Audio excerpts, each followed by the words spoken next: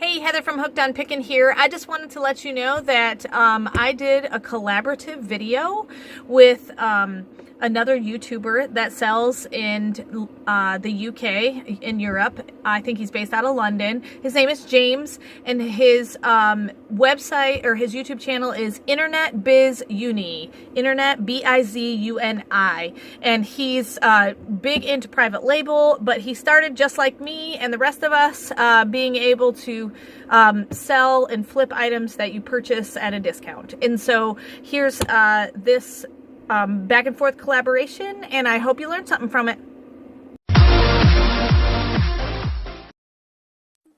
Okay, and we're live. So James Graney here from InternetBizUni.com, and in today's video I'm joined by Heather from Hooked on Picking. So Hooked on Picking is just a YouTube channel that talks a lot about retail and online arbitrage as well as wholesale. So Heather, I'm going to allow you to introduce yourself. Heather, where is it that you're from and what is it that you do? I live in the Midwest of the United States, and I do a lot of picking, which I'm sure a lot of your viewers are, I call it picking, but it's basically reselling online. So I am a mom of three, married. My husband is in the pastorate, which is the reason why we got into picking, because pastors never make enough money. So I started out a little bit with eBay, and then I jumped into doing Amazon. I have sold a couple of things on Craigslist, which I think is similar to what you called, what's it called? Gumtree. Gumtree, thank you. I couldn't remember. But so I do a little bit of everything. I do buy from resale shops, thrift stores, garage sales, auctions. And then I also buy from retail stores and liquidation companies, which is companies that get stuff from overstock from big retail outlets. Cool. So just kind of take us back to the beginning. When was it that you started with this business and how did you go about starting? How did it come about? Well, like I said, my husband didn't make a lot of money, and we started having kids, and they cost money. And so we started out just flipping some things inside of our house on eBay, and then we jumped to going to auctions because the area we lived in, there was really nothing to do. We literally lived in the middle of nowhere. And so we went to auctions and bought things and found out that if you buy them at auctions, you can buy them for $2 or $3 and flip them on eBay for about $10 or $15. So we started doing that on a regular basis, which helps subsidize our income. I started that about 10 years ago, and just kind of on and off as a hobby was doing that. And then we jumped into about 2 years ago is when my husband started doing research on Amazon and doing Amazon Merchant Fulfill and Amazon FBA, just because Amazon is such a larger market than eBay. So it's a lot, you just reach more customers and you can sell things at a higher price. And so we started looking into that. And so 2 years ago, I started doing it about 2 to 3 days a week. I used to substitute teach in the local schools, and I was able to stop doing that because I actually made more money flipping items online than teaching. So then about a year ago, I really started to go, crazy on it and started working it as a full-time income. And so it's been really, really good for me since then. Cool. And do you still, now that you've found Amazon FBA and you've been doing it for a couple of years, do you still do eBay and Craigslist and auctions and all that? Or, I don't do Craigslist simply because you got to lock in having someone come to your house and pick it up or meet them somewhere, things like that.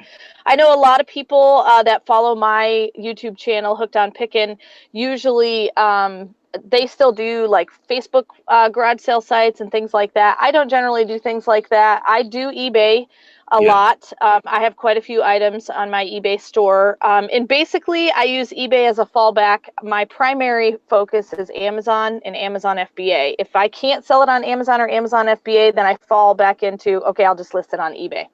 Yeah, I get you. And where do you do most of your sourcing for Amazon FBA now? Most of my sourcing right now is from liquidation companies where I get giant boxes and even pallets delivered to my home. Cool. And do you find it hard to get set up and get registered with the different wholesalers and liquidators? Yeah, some are, you have to jump through about 10 hoops to fill out all the paperwork, and you need a reseller's license and yada, yada, yada. So sometimes it's a pain, but it's definitely worth it in the long run, because you just really can't find the product that cheap if you buy it anywhere else. Yeah, and the one thing that kind of not a problem, but it's an issue with, we'll say, retail and online arbitrage, is coming up against competition on the same buy box on Amazon FBA. What are your strategies for kind of avoiding over competitive products and over competitive buy boxes on Amazon? My suggestion would be just have a variety of sources. So I mean, when I initially started, like, I would always buy the same 3 or 4 things from the same store. And the problem is somebody else figured out that they can do the same thing. And so I would suggest bundling. Creating your own listing and bundling has always been a good thing, because nobody else is going to find those same 2 items. They may find one or the other, but I bundle a lot. And I used to be really nervous and think it was time consuming to create a listing. But, I've learned how to do that pretty efficiently now. Yeah.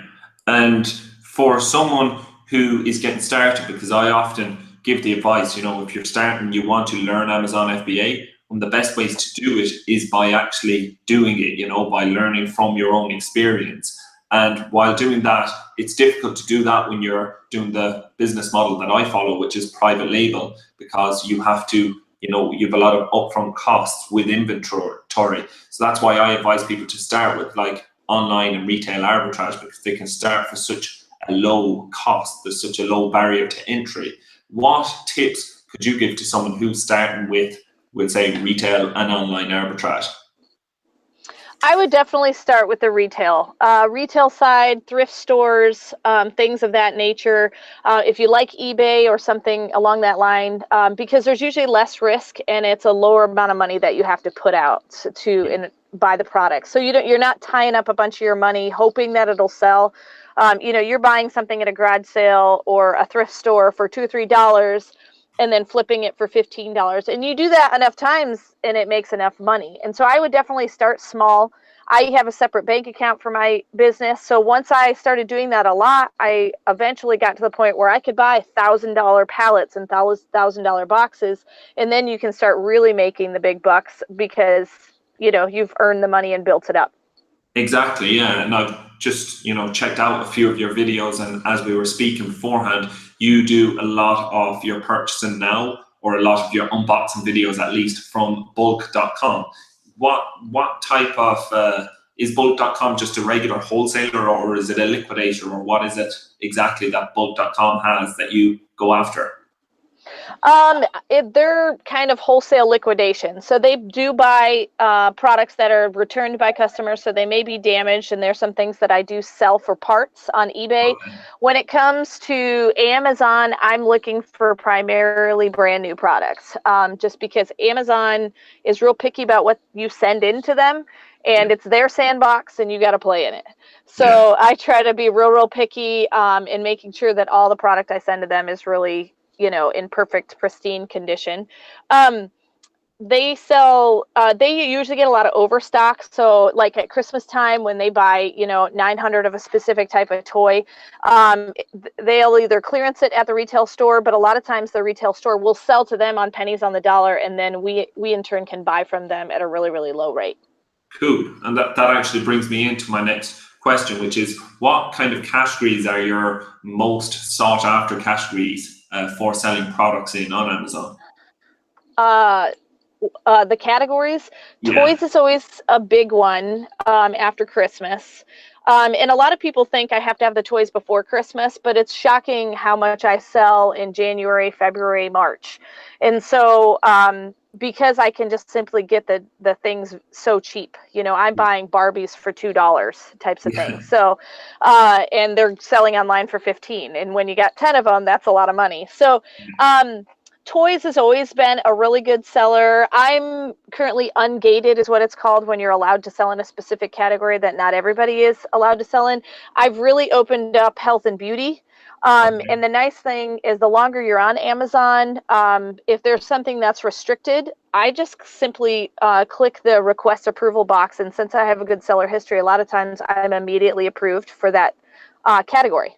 Yeah, And yeah, so, I've noticed that as well. And literally anything that I click for approval on anymore, it gets immediately approved, which yeah. is something that wasn't the case back a year or two ago, you know? Yeah, you used to have to jump through a lot of hoops, and there are still specific brands where pretty much unless you have permission from directly from that company, you're not allowed to sell. And I think it's just their way of keeping third seller parties out of their ring. Yeah. But for the most part, you can get approval for things that you were restricted on. Some of the newer sellers might not be able to right away, but in 6 months they might be able to.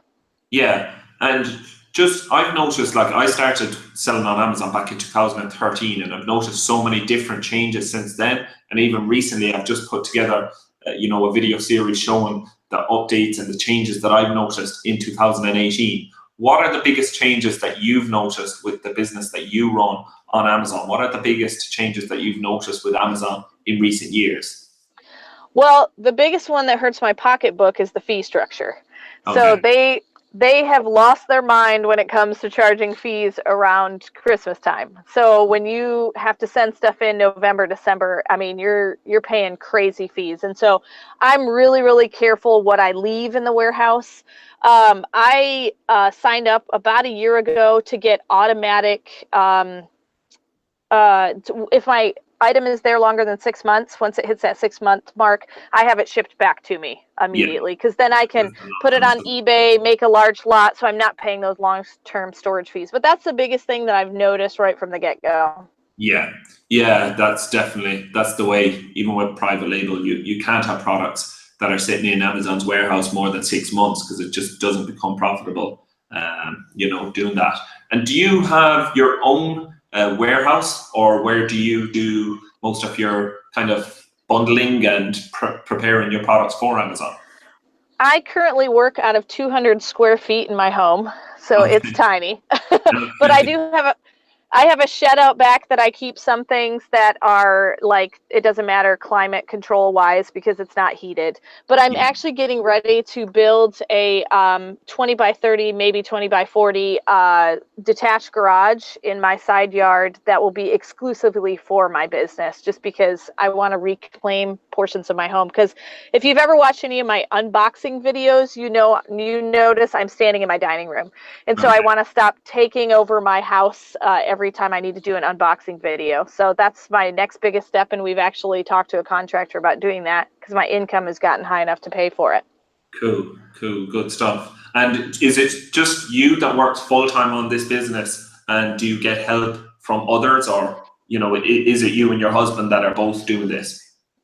My husband helps me do the videos, as you can see, and occasionally he likes to go picking, but for the most part, I'm the one who buys everything and lists everything and ships everything. My 8-year-old daughter likes to put labels on, but as far as people outside of my home, no, it's primarily me running the business on my own. Cool. And I know we mentioned this in the last kind of take we took of this video, but I want you to tell the story again. Your biggest flip, because I love hearing these stories. There's so many different products you can flip, but I want to hear your story about what's your biggest flip, the most profit you've made on a flip. My biggest flip and the most surprising flip that I had is we live near an Air Force base, and there's a guy that buys basically their liquidation or wholesale. Anytime that they get new product, he has a bunch of office supplies, things like that. But I found a giant pallet-sized box of gas masks. And I knew exactly what they were when I saw them because I was in the military for 8 years and had to use them myself. And so the neat thing was I was able to purchase each one of these gas masks for $10. And the nice thing with that guy is I was able to barter with him. And so $10 a piece. And I ended up flipping them on Amazon and eBay for around $300 a piece. And they were various different sizes. And one thing I didn't mention in the last time we've recorded this is that they also came with voice amplifiers that you clip onto the front, which I was able to flip for around $50 a piece as well. And so I bought the gas mask and the amplifier for $10 a piece. And so it also came with the filter canister, but we weren't allowed to ship that one because it was considered hazmat because of the chemicals in it. So, but yeah, so that was my biggest one. What? Cool. And you said there about Amazon. Were you able to flip these on Amazon as well as eBay? Yes, I flipped the voice amplifiers on eBay, and then I was able to flip the gas masks on Amazon. Cool. And do you notice with eBay, because you obviously sell on it a lot more? I used to sell on eBay a good bit, you know, years back, but like yourself, once I started selling with Amazon FBA, I kind of got the bug and focused primarily on Amazon. But do you notice that eBay, I'm not sure if it's that the volume isn't there, that the customers aren't there as much as they used to be, or do you find that demand has gone down on eBay for different products over the last few years, that Amazon has kind of took over in a lot of different markets? Obviously the second-hand products is going to be bigger on eBay, but have you noticed that Amazon have took a lot of the customer base away from eBay? Yeah, I definitely think Amazon is the big man on campus, so to speak. They have the majority of the customers. I have found when I sell on eBay, I sell worldwide now. Okay. They have a global shipping program, but I primarily do not use that. I just do calculated shipping. And so, if I ship it to the next state over or I ship it overseas, they calculate based on what I weigh it for. But okay. I think when people shop eBay, they are thinking bargain prices. It's like going garage sailing for them. When people shop Amazon, they're thinking more like, I'm going to a high-end store and I want the convenience of getting it shipped to my door. Yeah, I get you. Yeah, I've noticed that as well, and I sell a lot of my, would say, returns even in bulk on eBay, whereas when I list them new products, they just sit there, Yeah. Like I could sell 1,000 units for every 1 unit on eBay that I sell on Amazon, So. Oh yeah, I agree. But cool. I'm going to bounce around now with a question. Accountancy. Do you have a way to kind of keep your accounts in check? Do you do your own bookwork with Excel, or do you use kind of a third-party software to do that?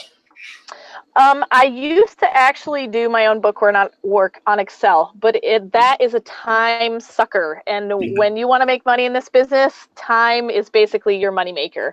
And so that's primarily why we both, I think, switched to Amazon FBA, because it saves time and you get more product out there. Exactly. Although eBay has become a lot easier to list on than it used to be. But I use a program called Inventory Lab. Okay. Which actually ties directly to my Amazon account. Unfortunately, it does not tie to my eBay account, so I just have to keep basic books on my eBay stuff. But I use a separate banking account, which helps me, like when it comes to doing taxes at the end of the year and things like that, helps me itemize out how much I spent on product, how much I spent on supplies, things like that. I buy the majority of my supplies online from eBay or Amazon, so that keeps a good record for me. I just have to make sure I keep up with it, because you can't sometimes go back far enough to get the records past 6 months on eBay of what you've ordered and things like that. So Inventory Lab has been a really good thing. It makes listing a lot more efficient. When you list through the regular Amazon seller account, you have to wait a lot of times towards the end to be able to print all your product labels. So it's kind of like you find the item, you scan it, you put in the info, you set it aside, and then at the end you got to find it again. Well, Inventory Lab, as soon as you list it, it prints the label right out of my Dymo printer. So I have it in my hand, I can just label it immediately. So that's been a time saver as well. Yeah, cool. That's a great tip for anyone getting started, because like that, there are so many different softwares now that you can use on Amazon, and I'm constantly getting asked, what softwares that I use, and like that, it's hard to know kind of what people need with all the different softwares. Right. This one does have a charge, though. It is a subscription-based software. Okay. So that's something that probably, if you're brand new into it, you probably want to wait a little while till you got your income level up. Yeah, I think like retail online arbitrage, they can all be done with no software. You can simply do it with even, just the Amazon app, just scanning in your items like that to get started. And it's often the easiest way, because if you start with a load of overheads, your focus isn't on where it should be, which should be probably just sourcing product from the start. Right. Yeah, cool. Well, thanks a million for coming on today, Heather, for coming on twice because we shot this twice. But, thank you for your time. And if you could just let us know a bit about your channel so that anyone who's interested in finding out more about you and what it is that you do, they can check it out. I'll put a link in the description, but if you just want to give us a closing note on what they can expect from your channel. Sure. I do a lot of unboxing videos, kind of the treasure hunter's dream. You know, what do I find? What do I flip? I don't put everything that I flip on there, but I put the majority of things I flip on there. I have a lot of how-to videos where I do screenshots of how to use the, like I have a 3-part series on all the different aspects of the Amazon seller app, which if you're starting out is a really, really good one to look at. Yeah. And so I do a lot of how-to. If you want to learn how to pick, I think looking at your channel and my channel, you're going to find a video that's going to tell you how to do some aspect of flipping and reselling online. And so I would just encourage you to peruse the channel. I don't have a bazillion videos, but I have a lot, and pretty much I do a video on what I wish I knew when I started. So exactly, that's 100% what I do as well. And my channel is mainly about private label now. You know, whereas when I was starting, I was talking a lot more kind of about reselling and, you know, things like that. But your channel definitely, I've seen your unboxing videos. It will give a lot of insight even into the type of products for people to look out for. I find that's one of the big things with reselling. It's knowing what to look out for. Everyone can go into the same thrift store, but different people will be dragged in different areas, you know, and it's knowing what to look for when you go in there. That's what's gonna, you know, make the difference. But thanks a million for coming on, Heather, and I look forward to speaking to you again soon, and the best of luck in the future. Okay, great, thanks. Cool. Hey, thanks for watching. I really hope you had a great time listening to some of the questions he asked me. And if you'd like me to do another collaboration, please let me know. If you'd like to do a collaboration, you're a YouTuber and you have some questions, just let me know. I'd love to do it. And remember, in the end, Jesus wins. Hey, thanks for watching. I hope you learned something. If you'd like to watch more of my videos, just click on them here. And if you'd like to learn more about the reseller world, subscribe to my channel and check out my other videos. Thanks.